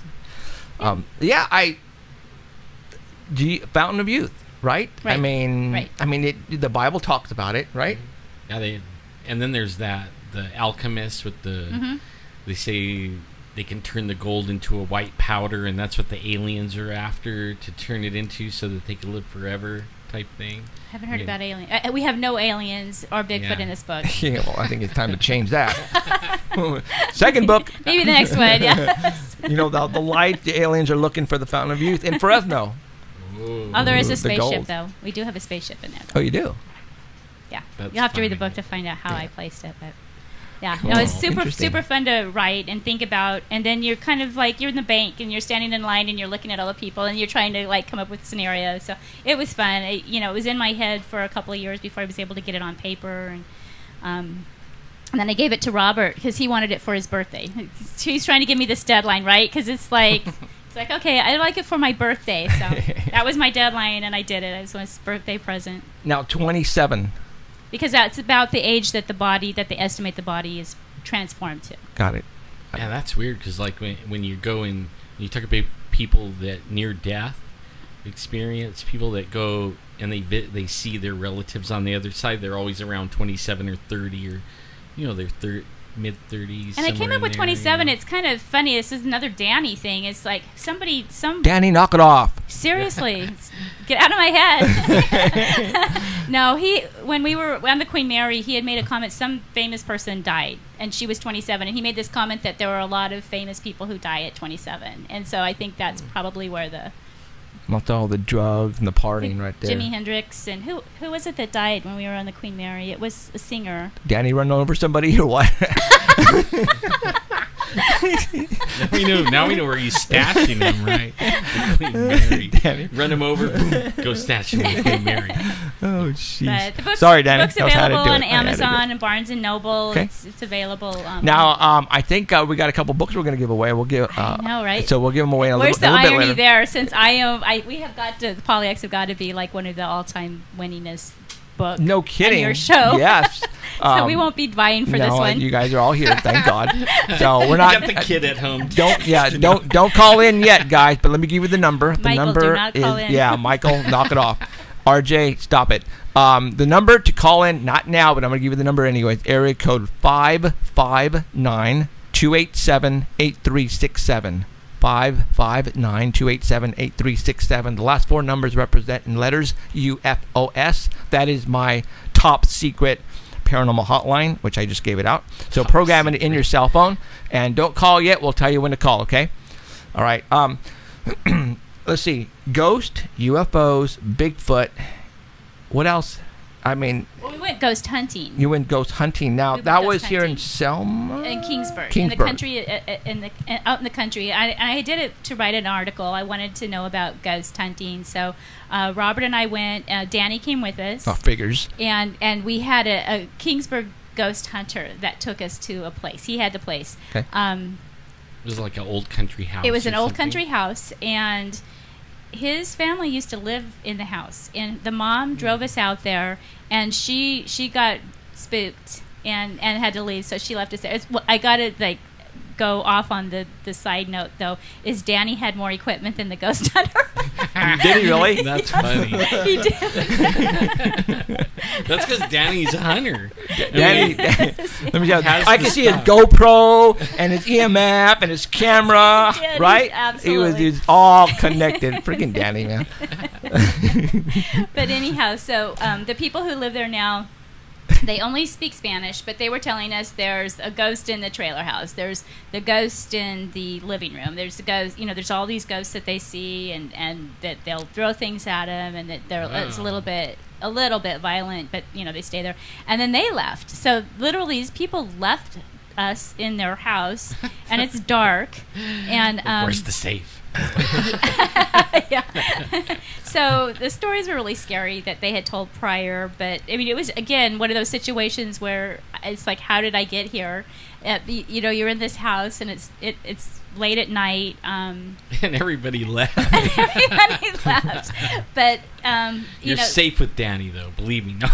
Yeah, right. Oh, He'll see it coming. Well, we're asking the ghost questions, and the ghost hunter had this piece of equipment that supposedly the ghost can talk through it. I know you guys know what it's called. The voice box I know a thing. voice box. Yeah, there But you go. anyhow, so we were asking about going to the trailer, and so should Jolene go to the trailer? There's no comment. Should Robert go to the trailer? There's no comment. Should Danny go to the trailer? And it goes zzz, and it's making this sound like for Danny. So then we go back through and do it again, and again, only one it makes a sound for is Danny. Well, Danny was so electric, had so much electronics on him. Probably he got closer and he activated. Yeah. So all the rest of us refused to go with Danny because now we're all scared except for Robert. Robert's like, oh, I'll go with you, I guess. As long as Danny's not driving the big truck, I think we'll be okay. So I'm the ghost hunter. I'm refusing to hunt the ghost. I really don't want to see one. So those two went in there. I think at one point Danny felt like something might have brushed his shoulder, but that was it. There was no inexperience. But I mean, honestly, you're just out there and it's scary. So I wrote this article, and then I started getting calls from people with their ghost stories, because now I'm the ghost story expert, right? Even though I've just done this one article on it, and some of the stories were just hecka scary. I mean, this one woman was talking. She thought it was her house, which it was not her house. But she said that they were renting it, and that the owner was bringing in equipment from the gold panning era, and bringing it and just setting it on this is all in the country, setting it on the property, and that as he's bringing this stuff in, strange and stranger things are happening. Like, she would walk past the equipment and something would grab her leg, or it would call her name, and she was they were just getting all these weird things. And then they started sleeping in the living room together because they were afraid. Right. And then they fled in the middle of the night because the daughter was being dragged by an invisible force across the living room in the middle of the night. So they grabbed her, they got in the car, and they left. And they didn't even go back for their stuff or anything. Wow. And so, yeah, and this is like in the country in Kingsburg. So these are the kind of stories I'm getting. It's like, really, I could have lived a long time and not known that those things were happening. Didn't this happen to David Ragosa, too, I think? Something similar. Something like that. They were sleeping in the living room. Yeah, I heard that. Yes. That happened to me too. We lived at the tower when I first got married, and there was something in the bedroom, and we probably slept in the bedroom 3 nights. We lived there 2 years, and we slept in the dining room. We drug our mattress in, and we would just stand it up next to the wall every morning. Wow. And then at night we would flop it down, but we wouldn't go in. In fact, it was like half the house. The kitchen, the bathroom, and that bedroom. Like, my wife would not go in that half until I came home from work. Wow. And then, and it didn't bother me, just only sleeping, and you wake up feeling like something's leaning over you, staring at you, and then whenever you wake up, there's nothing there, but you knew there was, and it would mess with things mess with your clothes and things. So. Oh, yeah. I've never experienced anything like that ever. Since I've been doing this ghost hunt, I've had a couple of weird things happen when I was with Alan. That is freaking weird. But otherwise, a lot of the stuff doesn't scare me now. A lot of the stuff I we can actually debunk. Get rid of it. Yeah, a lot of the stuff we debunk. Yeah. Well, no, he can actually. Well, I get rid of it. He can get rid of it. Yeah, you get used to it too. Yeah. It'll flat out attack me at first. No. It'll flat out come at me. Stop. And freak everybody out, but only then Jeff. I get rid of it. What can you do? It all has everything to do with Jesus. Oh my goodness. And a lot of people, they don't. It's weird because you could talk about anything. I could talk about UFOs and Bigfoot and demons and ghosts and you name it. Everything. As soon as I say that one word, I get attacked by even regular people. You guys are very religious. Yes. Right? You guys go to church. I was born, raised Catholic, so I was, First Communion, I did the whole thing, I don't even go to church. People, when they know what we do, or what I do, they look at me all weird, go, they know my parents, and they go, I don't understand why he's doing this. It doesn't make any sense. Isn't this stuff evil? The demons, the UFOs, the aliens, aren't they supposed to be evil, and ghosts evil? Why do you even do it? But how do we know? Yeah. There's so much out there that I'm just curious. It doesn't mean that because I believe in UFOs and aliens and all, it doesn't mean that I don't believe in God anymore. That's BS, because I totally believe in there has to. Well, my thing is because my team knows I'm atheist, and that's just how I am. Right. That with me, it's like there has to be a balance. You can't have just evil things or just good things. So in my opinion, you do, and I'm. So obviously you now it's good. Right. Obviously, you believe in evil. Oh yeah. Okay. So then, obviously, there is a good then. There is a good. Okay. So do you think there's a higher power? Higher. I I don't know. Then, there's nothing I'm not going to sit here and bow down to, because my whole thing is, if I want something, if I'm going to get something, it's going to be on my terms. I'm not going to sit there and ask for it. And I think that's where people fall through. And this is just from biased. I'm very biased because, I went to Catholic school for 8 years, and I read the Bible. And I tell people I'm atheist because I read the Bible. Like, I tabbed it and threw it on my teacher's desk, and I was like, explain this. Right. And they couldn't. So, and I don't know. It's just, I do believe that there's good and there's evil. I don't believe one's stronger than the other. Balance is my main thing. And that's, I have friends who, like Emerald, and I don't want to say they were forced, but they were put through Catholic school, and then all of a sudden when they're in the high school grade, boom, they just revert, and they're like totally against that religion. Well, it's not like it is. You have to phrase it right, because I'm not against the belief. People have their own beliefs, and I respect people's beliefs. Like, my mom's very religious. Yes, she is.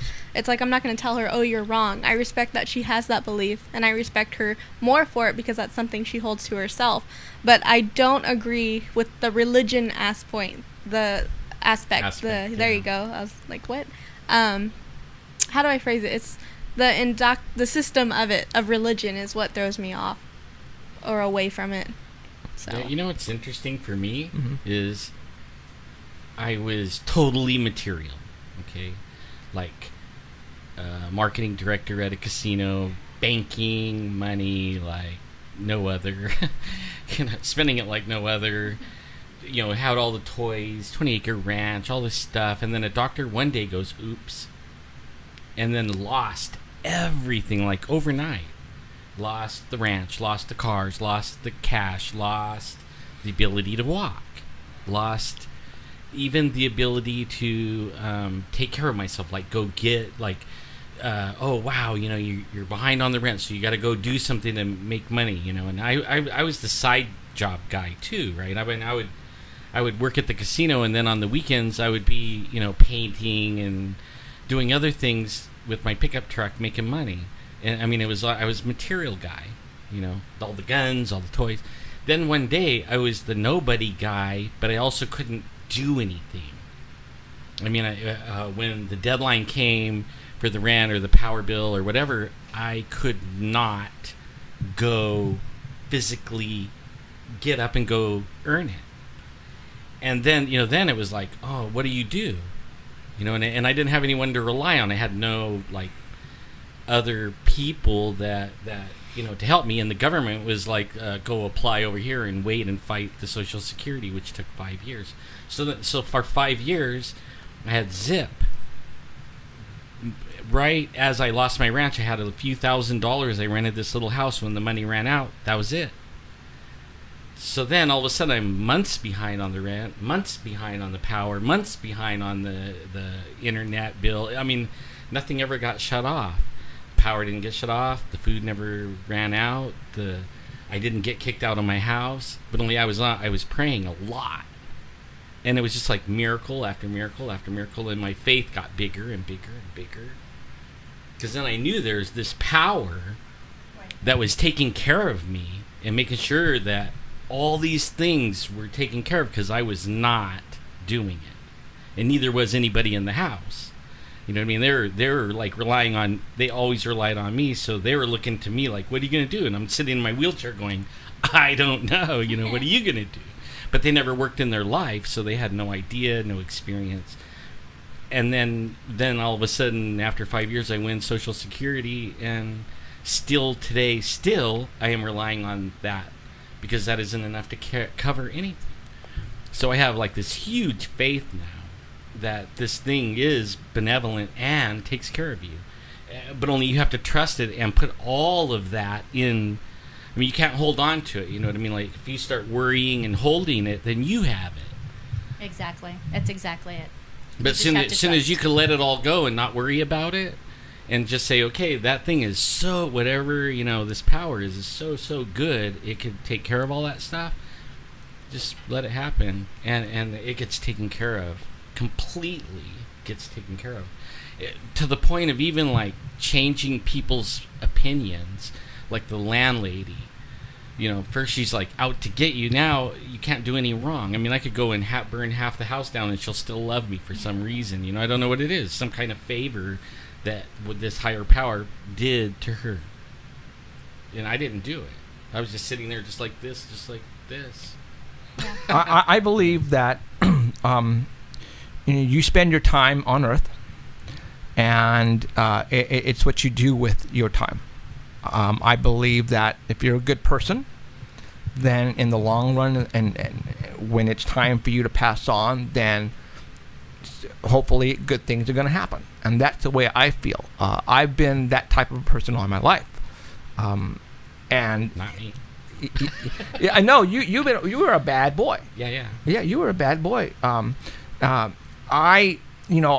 Everybody has problems, and I've had problems. I've had money problems. I've had this problem, but for some reason, it would correct itself, or something would happen where out of nowhere, bam, and the problem is taken care of. And I was wondering where did that come from?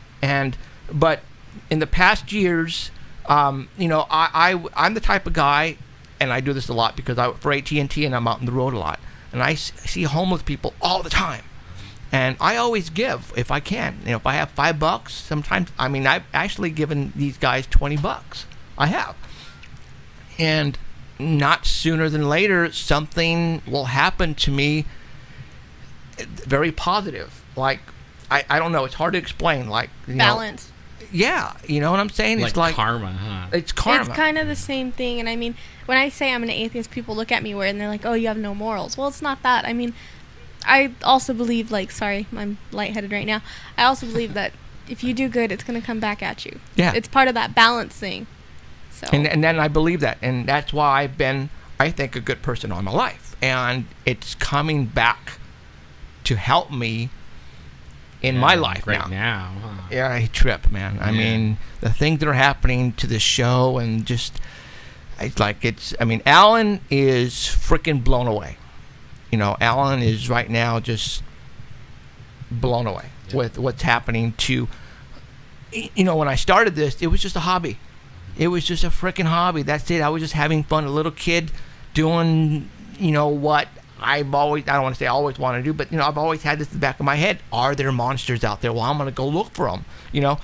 But I would have never thought in a million years that we would have a live stream show, have already a couple episodes played on the Fox network, on the couple meetings in Hollywood. Yeah, have our show is now being broadcasted by Art Bell, my idol, a worldwide audience. And now we were just given a 30-minute show on the Fox network, and our set's being built, and it looks like it's probably going to happen, and where it might go national.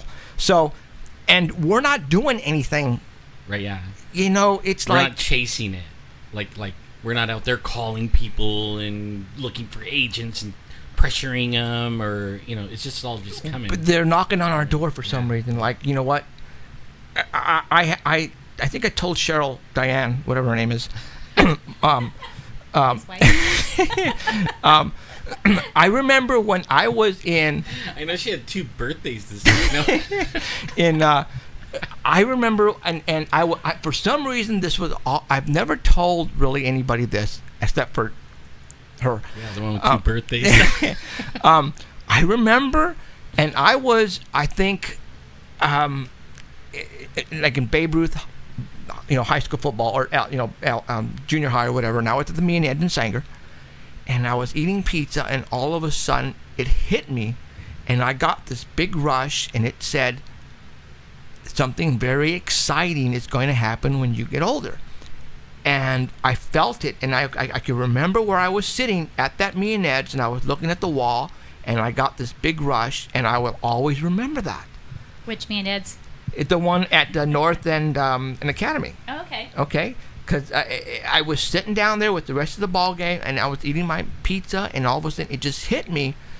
And when you get butterflies in your stomach, man, and something said something very exciting is going to happen when you grow up, and that has always been back here, and now this is happening. So that happened to me We went to the Bay Area. Sacramento. Yeah, I will always remember this. We're riding in a truck that hit me just like that. Yeah. I mean, and I was riding along. For all those who are listening, this was our first symposium, whatever, in Sacramento, and this was we what? barely did like maybe 10 or 20 shows or something here. 4 years ago, 5 years ago, maybe. Yeah. And on the way back, this guy would not shut up. Hard to believe. I know, I don't shut up usually. He was going, Jeff, oh my God, I feel something big is about to happen. And he did not stop for 3 hours on the way back, constantly saying that. And I'm like, what are you talking about? What do you mean? I can't tell you. I don't know. He just kept saying it over and Something over. Huge is happening, like we're going like big somewhere, and I knew it right there sitting there. And then it was weird because we started getting these calls here lately, and he emailed me, and all of a sudden all came back, like that one night it all came back, and we were remembering all that. Yeah, and we had a meeting with like the vice president of distribution in NBC or something. It was just and then people started calling me and asking for assistance, and then it's just like, why? I don't understand. Something is going on here, and I don't know. It just, man, we're here for the ride. We're having fun doing it. I did not expect to make a single penny doing this. I have a great job. I work for AT&T. I make great money, and this is something where possibly I can leave AT&T. Yeah, maybe. And continue on with this and do a double duty of TV and radio. And I think that's where it's going.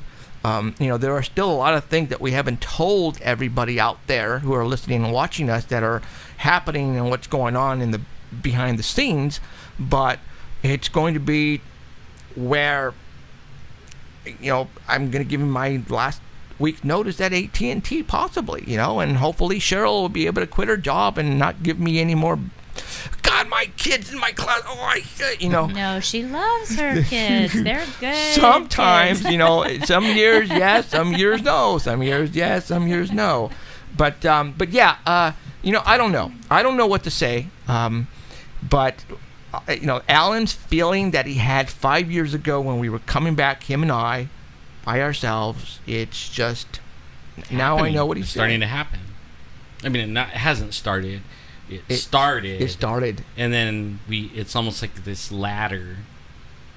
And usually my life was go up 3 or 4 rungs, go back 10. Go up 3, go down, back 10. Right. Only lately it's been go up a rung, go up a rung, go up a rung, and we're not going back any rungs. It's a trip. We're getting pretty high on the ladder now. And in fact, it'll be interesting. Like, we should be giving away a couple of books, but it'll be interesting to see how many books you sell. Yes, that will be interesting. Yeah, it could be really big. Who knows? Really. Who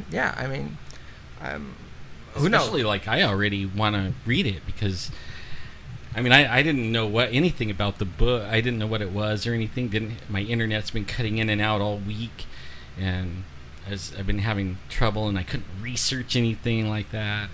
I love the sound of the book. I love that stuff. Well, and I kind of feel like it was placed. You talk about things being placed. That whole thing. It was in church, right? When I get the idea. Yeah. So I really do think that it's a story. And actually, part of it, I met with our pastor, and I said, if this happened, what would you think? And so he was very matter of fact. He goes, well, if it's here, God placed it here, so it was meant to happen. And so that's actually, one of the characters is religious, not all of them, just one character, and he's kind of like the one that will make the little, comments religious-wise, because I didn't want it to be a religious book, but I did want to have a voice in there with that. So, I definitely think this was placed in my head. That happened with Richard Keel. He did a movie. And wanted it to be mainstream movie, but he also wanted to have that little Christian thread running through it, like a little message or something, or and he did that, and we worked on that like in the 80s, and it was interesting. It's very subtle, and it's just that one character, and it's more not even like message. It's more opinion coming from that perspective, and there's other perspectives obviously as well. There's a variety. It's part of the whole intrigue of the book. Hopefully, is you've got a variety of people looking at the same thing and seeing it differently. I was tripping out like when you were talking, just thinking about like Adam and Methuselah and all these guys, living to like 900 years. Yeah. And I just spent like 4 days with my grandson. Can you imagine? Yeah, and he's like a year and a half or something like that. But could you imagine your great grandson? Like if you're at 400 years old now and they're still dropping kids off on you. You have a whole reservation full of. I'd be going looking for that thing to go, liven up a little bit every time, like maybe give me some energy or something. Big family reunions, big. Yeah. All right, let's go for the. Let's go ahead and give away a book. And I know there's a time lapse on the Art Bell, and so in 20 seconds, we're going to give one away. 10th caller right now, 559-287-8367. 559-287-8367. We're going to give away a book, 27, by Jolene Polyack. Make it the 27th caller. Polyack. Sorry, Robert. 27. Make it 27th caller. I'm not waiting that long. 10th caller. Just have the second caller call and say, you're caller. the 27th. That's it. 10th caller right now.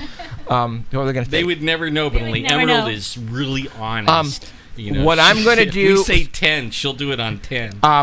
While she is waiting for somebody to call, I have been challenged for the ALS Bucket Ice Challenge. Me too. Okay.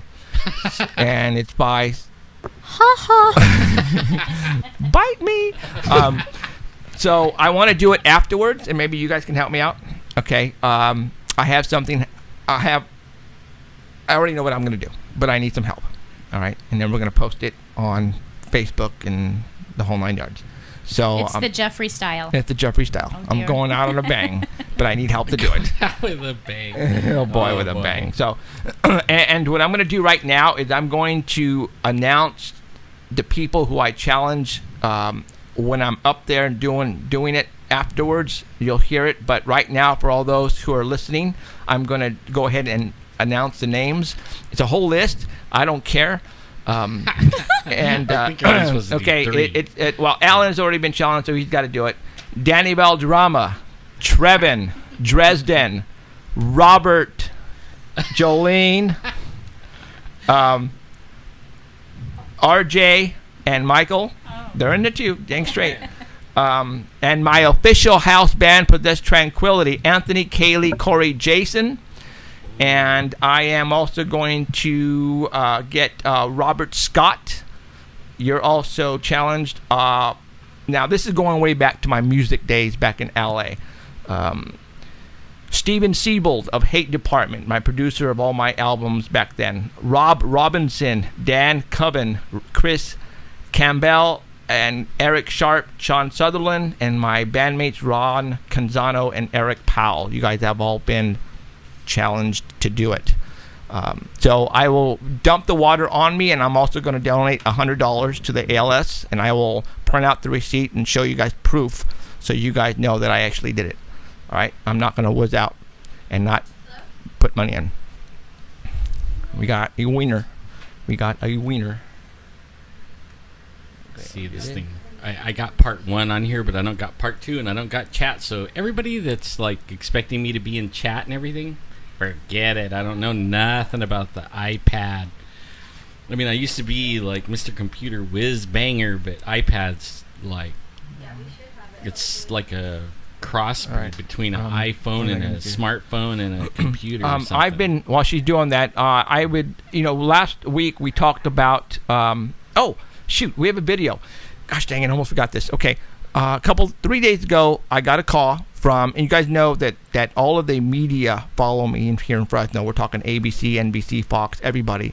And a buddy of ours, Ryan from Univision, he knows about the levee. He's heard us talk about it, and he was out there he works the night shift, and he rides around in the van, and when he gets a story, he'll dispatch on it while he was at the levee kicking it, and with the band and with this $50,000, $100,000 camera, whatever, Right. and an Army helicopter came in, and it started doing maneuvers in the levee, and it actually landed a couple times like it was looking for something, and he got it on video, and that's what that was. Whoa, that was cool. Okay.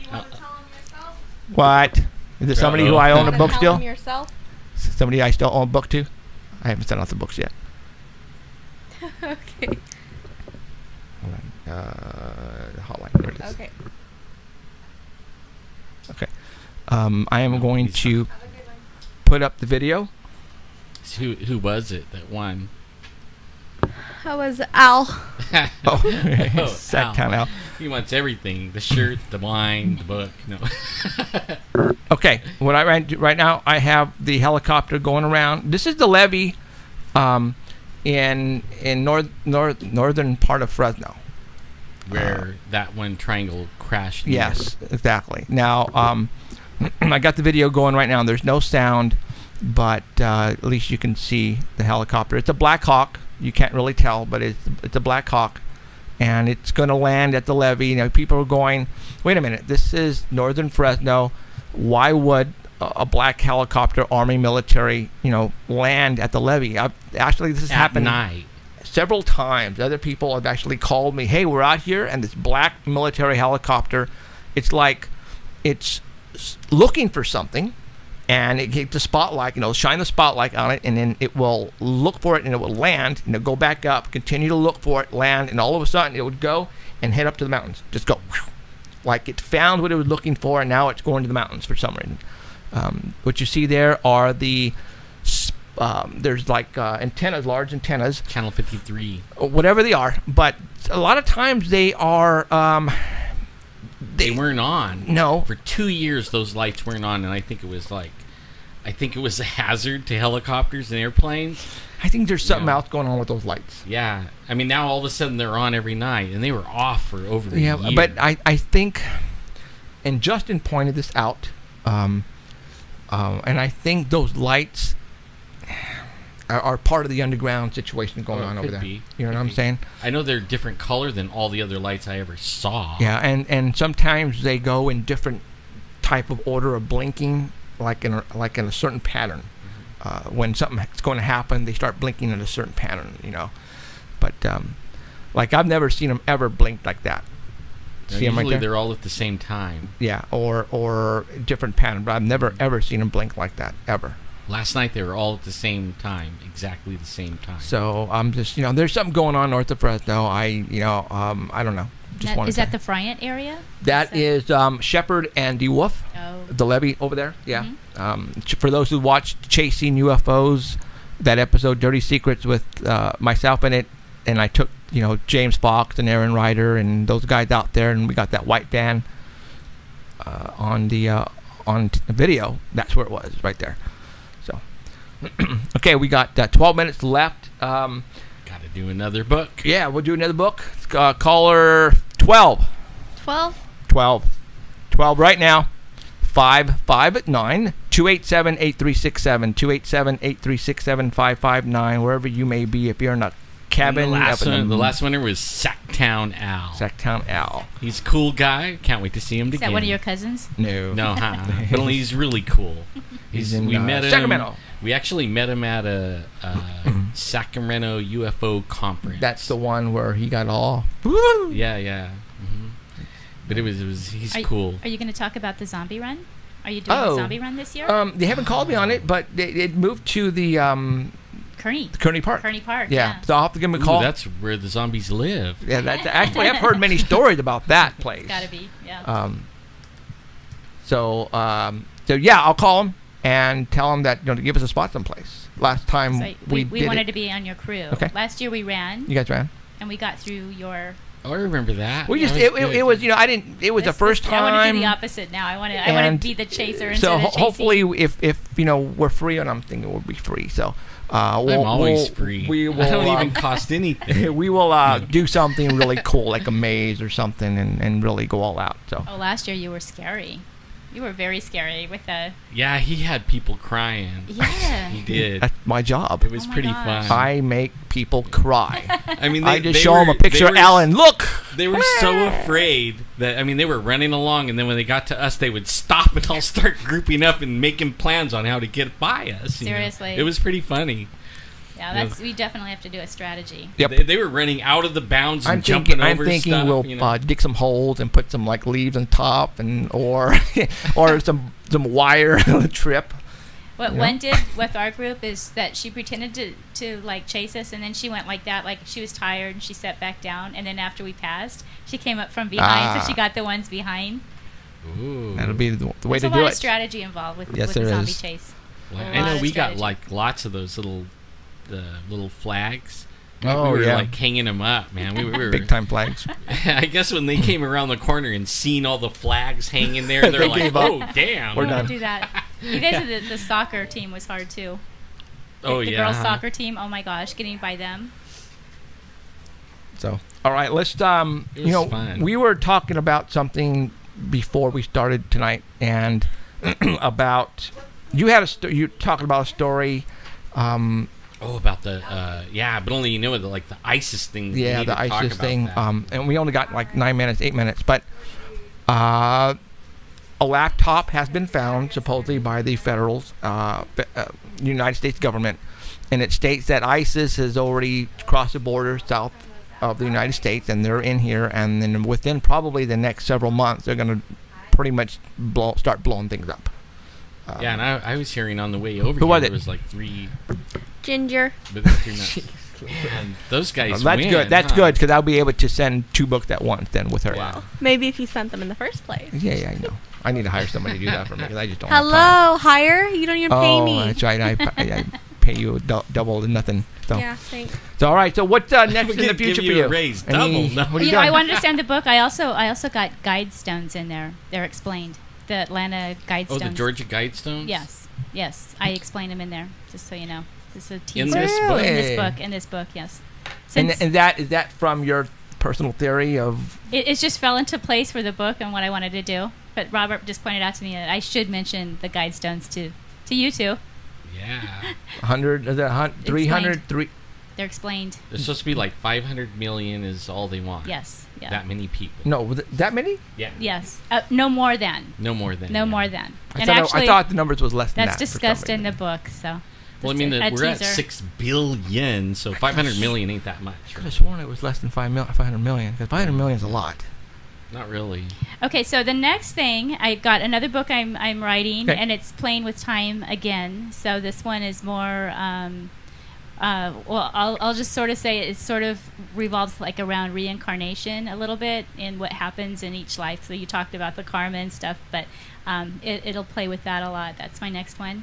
And then Knott's Berry Farm, you know, they do the Knott's Scary Farm, and they have a zombie, a new zombie area. They're taking Camp Snoopy and making it into a zombie apocalypse. And when you go there, you get guns, not real guns, but they actually have a kick to yeah, them and yeah. everything. And you go through and you're protecting people, and then Wow. you're chasing zombies. So I'm going to be doing an article on that. We actually got the press passes to go in and Oh, that's cool. do it and write about it. So Right on. that one seemed really cool. And that's going to come out in That'll what? probably come out right before in Halloween, I'm assuming. probably like the beginning of October.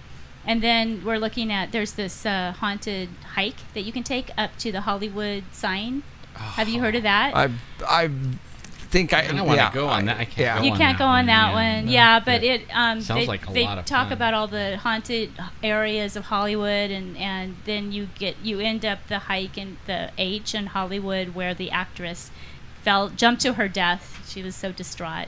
So I couldn't thought do that would the be a part. really good thing for October as well. Cool. You need to tell, like, if you have a website or anything for the book. Is it just Amazon? It's on Amazon.com and then BN.com for BarnesandNoble.com. It's on both of those. It's available on both of those. And Cool. you can get it in hardback or in ebook in a variety of different formats. Cool deal. Cool deal. Really, they have it in hard Yes, cover, and too? soft. Oh, okay. The soft one. But yeah, so it's available now. Right on. So I guess So when they look it up, they want to type in 27. 27, or even just Jolene Polyack. It's actually got this other business strategy that I guess that somebody's taken something I've written and put it in there, which I didn't know, but it comes up and then my book comes up. So well, it's kind of weird. That's cool. Well, what am I doing there? But yeah, this is my name, Jolene Polyack. Okay. What do you do for a living? I am a marketing consultant. So one of my clients is the city of Kingsburg. I do economic development for them. I go and I bring business into town and try to create jobs for the community. Another one of my clients is Cemex, which is a mining company, and I am their local liaison, which is interesting gig. Did they get the go-ahead to start east of Sanger? Is that the Jesse Morrow? No. The Board of Supervisors voted it down. They had an EIR that costs over $10 million, and from the floor stood this high. It had to be brought in on a dolly because the EIR was so expansive. And one of the supervisors, who I won't name, said she didn't have enough information to make a decision and therefore had to vote no. And she probably couldn't read. Don't get me started. But anyhow, it didn't make it. So we're going to end up with a significant aggregate shortage in the area, which will drive up our construction costs. And those same people who fought to not do it are going to be the same ones that are complaining that everything costs too much. We had the mayor of Sanger, Josh. Yes. Yeah, he actually was telling us that there's a no growth policy everywhere around here, that everybody has to stay within their own boundaries, no more new business, no more, I mean, and it's coming from like a higher government trickle down to the local government. So all that kind of stuff, they're squashing it. Well, there's definitely so much regulation in California that it's almost impossible to do business here. It's very difficult. It is. And with no water, it's making it way more difficult. Yeah. I think it's a conspiracy. I really do. Yeah. I think there's a reason why they're cutting the water out and they're getting rid of us. So, all right. That's it for us, you guys. I appreciate you guys all tuning in. Thank you, Jolene, for coming in. Thank you. And Robert. Say bye to the camera. Bye, camera. So, all right, you guys, we'll see you. Oh, next week we have David Politis. Yes. David Politis is next week. Missing 411. We got the books. We're going to be talking. Oh, I love his books. They're so scary. Oh, it's going to be a good show next week. We'll see you next week, guys. Take care. David Politis next week. Jeffrey Gonzalez and Alan Thomas. Broadcasting worldwide at ParanormalCentral.net and on ArtBell.com. Stay tuned for next time. Remember to keep your eyes to the skies. And we hope you witness something you cannot explain. Looking for you, you're looking for me. We have to decide what it will be. Can it be true? Can I believe the unexplained?